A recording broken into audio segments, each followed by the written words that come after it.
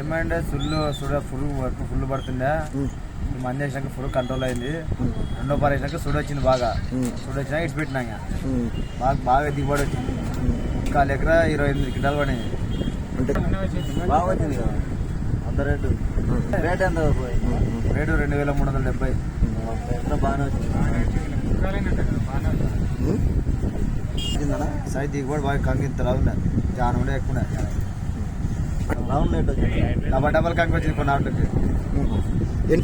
అట్లా 10 ఎకరకు వచ్చింది. ఆడినాకనే డబల్ కంకి వచ్చింది. రైతు పడుకోవచ్చు.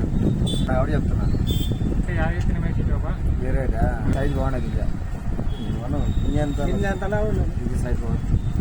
అవుట్ వచ్చిందంటే తూకం పోయింది. ఆడ 0.24 ఉన్నాయి. రైతు పడుకోవచ్చు. చిన్న